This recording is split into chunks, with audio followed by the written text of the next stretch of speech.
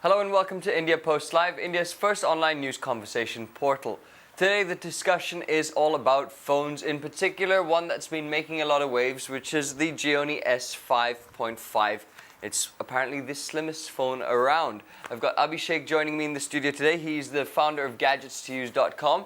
Joining me on Google Hangout, we've got Ritesh, Nikhil, and shortly someone called Ishan as well.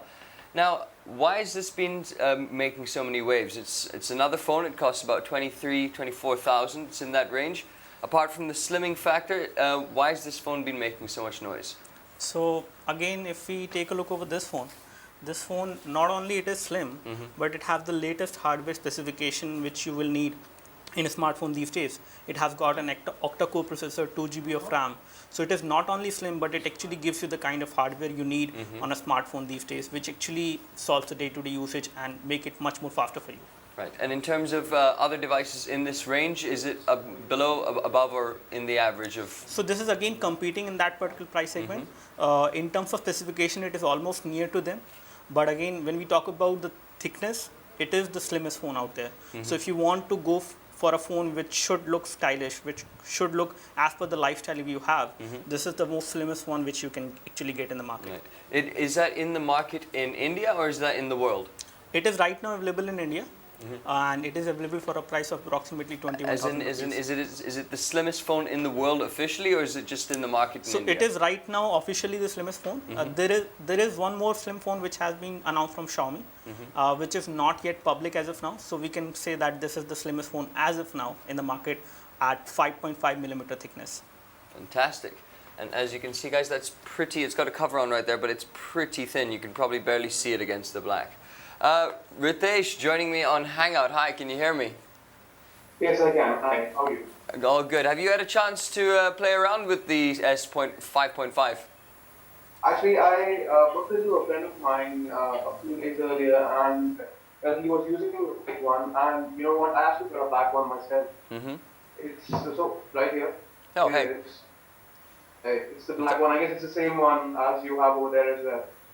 It's a brilliant phone. I mean, specs-wise, you could talk about specs or you could talk about the design. It's completely brilliant. I mean, I don't have any words for it. I can actually claim that it looks much better than the Apple iPhone as well. So, been reading on the internet, doing my research and all, checking this out. The whole thing is covered in Gorilla Glass, if I'm not mistaken. Am I right? Absolutely, yes. And it's supposed to be very solid Gorilla Glass, but does that not make it a bit delicate if it's the entire thing is surrounded in the material?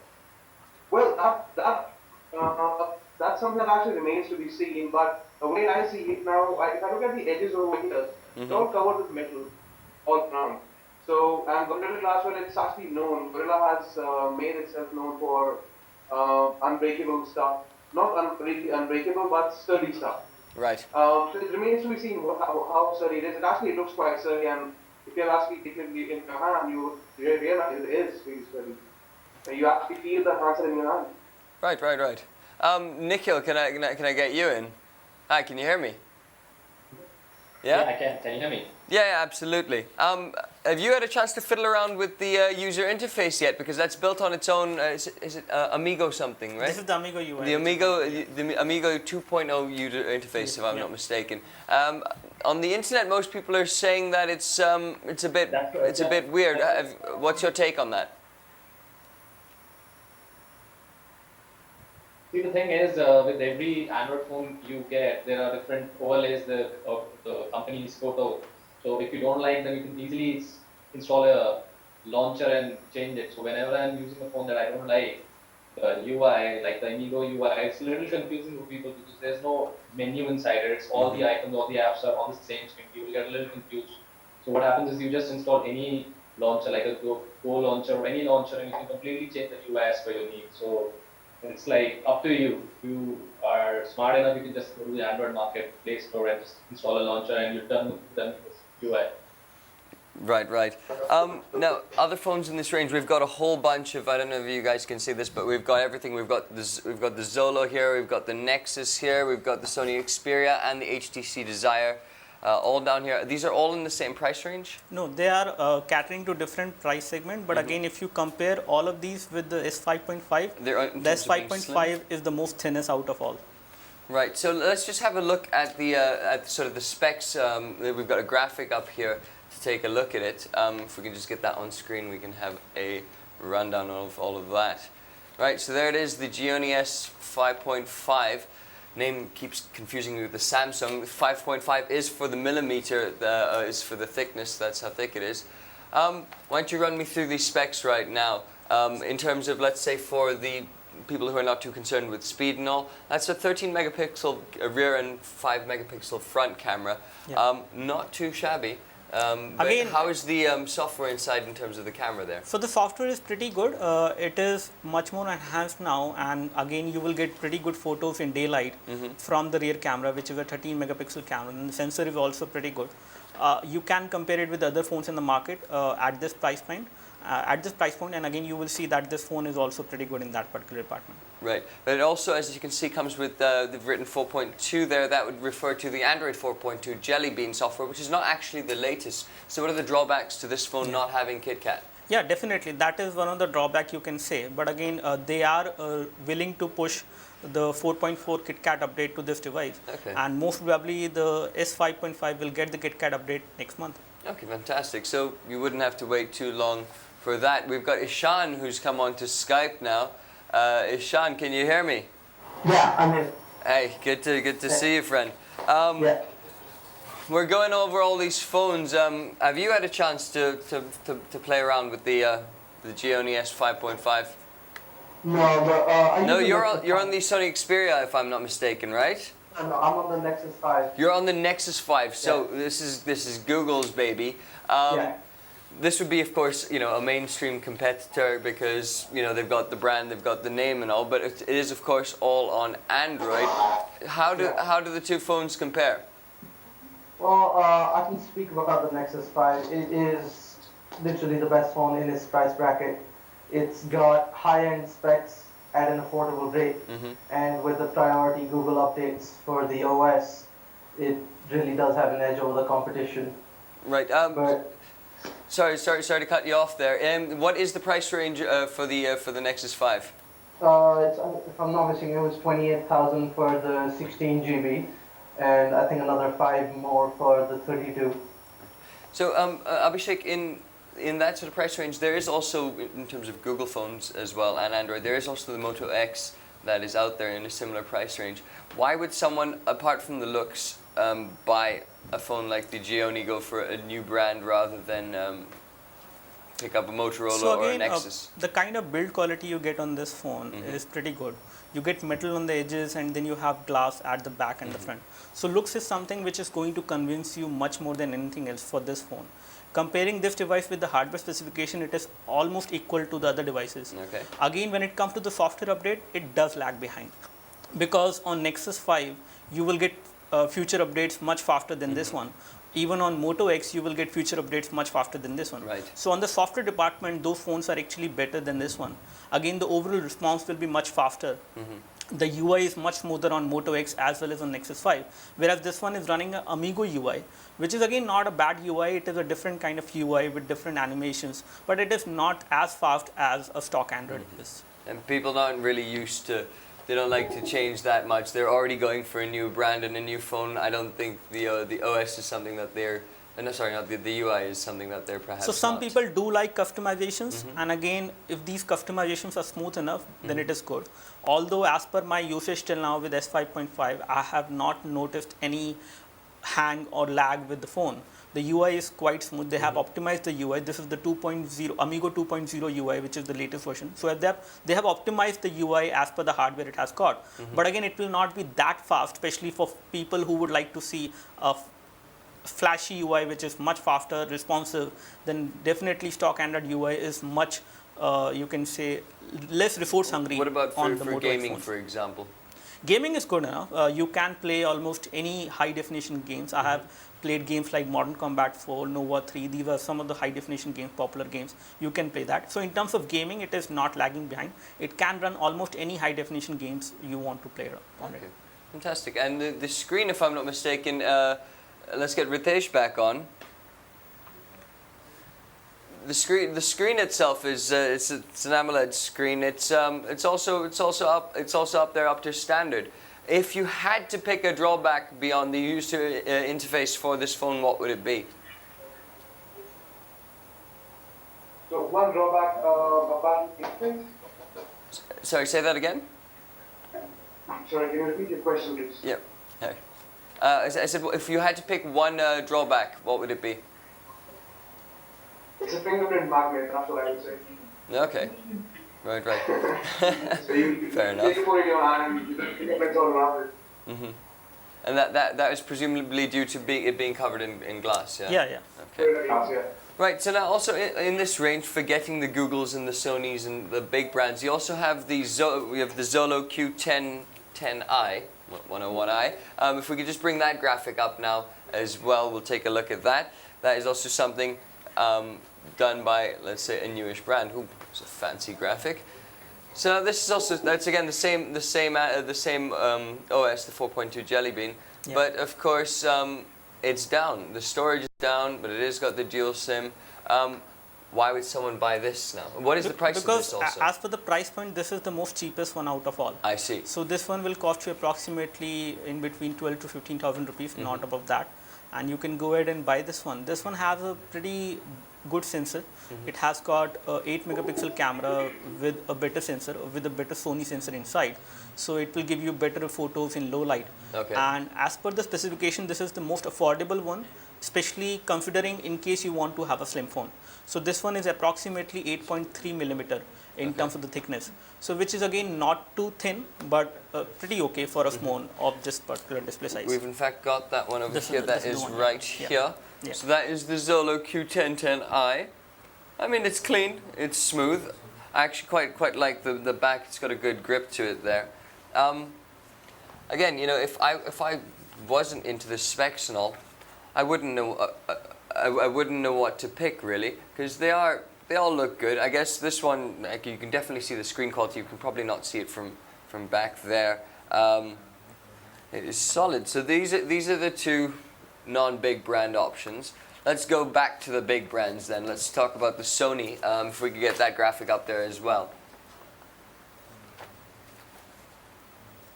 There it is on the screen. So this is obviously all updated. This is all Sony. This is not going to get priority updates like the Google ones. Definitely it will be slow, but not that slow if we compare it with the S5.5 and other phones. So this is the flagship phone as of now from Sony. Okay. Sony Xperia Z2. This phone is the most costly phone out of all these which we have. So but again, it gives you a waterproof feature. You have the phone, you can actually use the phone inside water as well. So all these features actually make it more costly. And again, the camera on this phone is also higher. So it has got the 20 megapixel camera, which actually gives you much better photos as compared to any of these all which we have over here. And again, the weight is also pretty okay. Other specifications which include the Snapdragon 801 chipset. So Okay. which is the latest Snapdragon processor, you have that on this phone. So considering if you compare the Xperia Z2 with the Nexus 5. Nexus 5 has a Snapdragon 800 chipset, which is the older generation of Snapdragon processor, whereas this one is having the latest one. So in terms of hardware, it is one of the best, but again, it is costly as well. Right. So Ritesh, why do companies go ahead and put an older processor in there if there's something new available? If they've got the budgets, they've got the research, they've got all the access to it, why do they go for a lower processor? And why is the Sony using a more powerful one? You can see if you're actually going for an ACC handset, you go for a similar priced one and you will not find as many features or as many options as these brands can actually give to you. And the reason for that is the difference in the processor, I would say. Snapdragon processors, Qualcomm, which is the manufacturer of these chipsets, I believe the cost of these processors and taking into account the other one, if you actually compare both of these, there will be a difference in that. And that's what always makes the difference. I mean, the cost of a costlier processor will have to be by the customer at the end.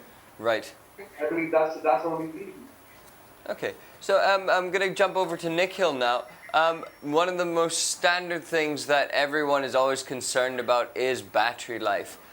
From these four phones, and let's start with the Gionee since it is the wave maker right now. In terms of battery life, which one of these phones measures up and which ones don't? See, the thing is, I've tried the battery life of that device is phenomenal. And after that, because I'm not comparing the T2 with the S5.5 because it's like twice the price of S5. But after that, S5.5 brilliant battery again. So these two, I think, are the value for money battery in their own category. They're tops. They get your seal of approval, do they? Yeah. Absolutely. Right. None of these guys really. They're not. Look, which ones are direct competitors to each other? Which ones would be worried about the other one? Let's say if I held these two up and I chucked them in a little gladiator ring, who would be more scared right now? We've got the Sony and the Gionee right now.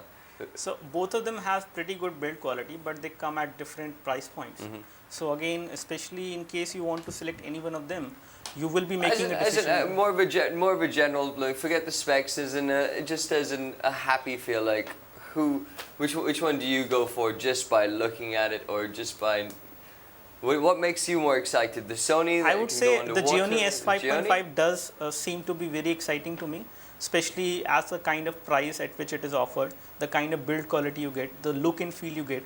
It is one of the good lifestyle phone you can carry along with you, and it is again very slim, very light in weight as well, easy to carry, portable enough. So I would go for the Gionee S5.5, which is a better value for money for me as compared to a Sony Xperia Z2, which actually has a better hardware, but I don't want to spend that much money. How much time do you spend underwater anyway?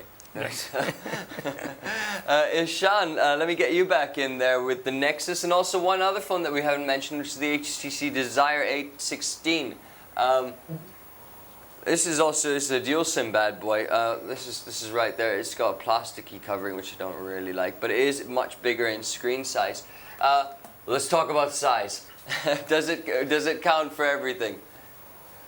Well, size isn't everything, but there should be a minimum threshold, because look at the iPhone. It's literally just too small to function or to be useful in today's world. And so I think about 5 inches would be a good phone. And going by that, anything smaller would be kind of defunct. And speaking of build quality, the Nexus itself has a plastic back, except it's a nice matte finish. So it doesn't look that cheap as compared to some of the older Samsung Galaxy models. If you've held them, they've got that horrible back, which I'm pretty sure every customer till date has complained about at some point in time or the other. I presume that matte finish stops it from slipping about so much as well. Yeah? Yeah. That's great. You mentioned the iPhone there. That is, of course, everybody's go-to because they've got good advertising. What can you say?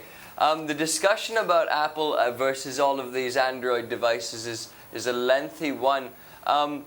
Why doesn't Apple do so well in India? Is it just the price? Or do you think people are better informed here? Because a lot of people who are like all the savvy people, all the tech freaks, and all, they really the general opinion is that Apple's really kind of behind the curve in terms of innovation. It's just all good stuff in a pretty package. Well, it's not just that. I think the Android ecosystem is a bit more open, and that's what the Indian consumer is more comfortable with. They can download whatever apps they want, whether they're through the Google Store or unregistered apps. And to do that on an iPhone, you'd have to jailbreak it, and that's a whole other world of problems. Right. So again, we were just mentioning we've got an iPhone here as well. For you're using the iPhone yourself? Yeah. Why not? Why, as Ishan said, you can do a lot more. It's more open. Why would you use the iPhone? I would say iPhone has a different ecosystem. Sorry. Go ahead. Let's just jump back to Ritesh then. Yeah. Right, we were just jumping on this iPhone versus iOS versus Android conversation right now. It's a long one. It's always fun to do. For you, is it Android or is it iOS? It's Android all the way. I mean, look at iOS and look at Android. People usually use Apple. It's actually iOS offers a closed environment. You can't do anything. It's true that you don't have to worry about anything. But personalization is close to nil. You cannot do anything. You cannot actually make the phone stand out. For me, that's what matters. If someone looks at my phone, you should say, "Wow, yeah, what's this thing?" I want that feature in my phone. So that it's Android all the way to me. Fantastic. So it's all about that originality, about being able to have a unique phone, not having the same device as everyone else. That's the option that Android's phones give you, as well as openness. So we're running out of time here. I want to just get your final thoughts on this Gionee eLife 5.5. Will this make a dent in the market, do you think? So before I tell you about the S5.5, I would like to tell you that why I use the iPhone 5. Defender. And the reason I use this phone is this is a much better phone in terms of, you can say, application scenario, in terms of one-handed usage. This is the phone I'm using for the last 2 years. I'm not facing any problem with this phone. And this has not happened with me when I was using an Android phone for a year. So this is one reason I would like to use an iPhone still going further as well. But I do like the S5.5, which is also a very good phone. So this phone is good, especially in case looks is something which is going to matter for you, thickness is something which is going to matter for you, and you want a phone which should look beautiful and should also have a very good build quality, especially for people who face problem with these fingerprints which you have on the back or on the front. You can always have this flip cover which also come within the package. So I have applied this flip cover, which is a leatherite flip cover. That kind of defeats the whole thin phone factor, though, doesn't it? Again, you can actually... You add on a good little millimeter or so there. So again, it becomes easy to hold when you have this flip cover on. It gives you a better grip because the glass at the back will not give you a very good grip, and it will be also fingerprint magnet, as Ritesh said. Right. So final thoughts then, out of all these phones, out of the HTC Desire, the Sony Xperia, the Xolo 1010i, the eLife, and the Nexus 5. Sorry, was that 4 or 5 there? 5. What's it for you out of these 5 phones? Which one would you have to pick if we throw this away? So I would go for S5.5 again, because the kind of thickness which I get on S5.5 is almost comparable to an iPhone. Again, iPhone as of now is slightly more thicker as compared to S5.5, but that would be the best phone I would go for apart from all the phones which we have in the choice. Right. Well, guys, we'd also like to hear what you think about these phones and the conversation iOS versus Android, thin versus thick, brand versus build. All of that, do write in to us at India Post Live. That's our Twitter handle, using the hashtag at India Post Live. Ritesh, final thoughts from you out of these phones. If you had to pick one from these 5, which one would it be? Oh, your mic is muted. Your mic is muted. Let's just jump to Ishan and get your thoughts. Ishan, out of these, okay, fine, you're using the Nexus already. Let's not be biased. Let's remove that from the equation. Out of the remaining 4, which one is it? Nexus 5, because I know for a fact that the hardware is going to last me for another 6 to 8 months minimum. And with other phones, you just don't know how long the hardware will match up to the software requirements. Right, so it's brand and build quality for Ishan. Ritesh, have we got you back? Yep. Fantastic. Well, you were going to say before the mic was shut. Go ahead. Right, I'm saying I already have the S5.5, so that narrows my choice down a bit. Yes. Are you using it with a launcher at the moment? No, actually, I'm on Amigo. Okay. Just trying to test it out. It's been just 2 days that I got this one. Okay, so you're not struggling that much with the UI? Not really, no. Okay, fantastic. So that's a vote for the thin. Nikhil, your final thought there. Out of the phones, which one is it for you? my Mac like seamless. And with the iOS features that we saw today, I think they'll be so for a primary device, we think for manual, I think I'll go for S5. That matches the quality. All right. So all in all, a pretty good review for the S5.5. Let's see how it goes. Let's see what happens, whether it makes a dent in the market or not. If you want to pick it up, it is for about 24,000. It does match up in terms of stats and specifications. It looks great. And it's thin, and until something thinner comes out, who knows? In the meantime, do, as I said, write in and let us know what you think. And if you think there are any other phones that are worth mentioning in this same bracket, we'd love to hear what you think about that as well. In the meantime, thank you, Abhishek, so much for joining me in the studio. And guys on Google Hangout and Skype, thanks for joining us today to talk about all the phones. And the rest of you for joining us over there. Thanks for joining us. Take care and have a good day.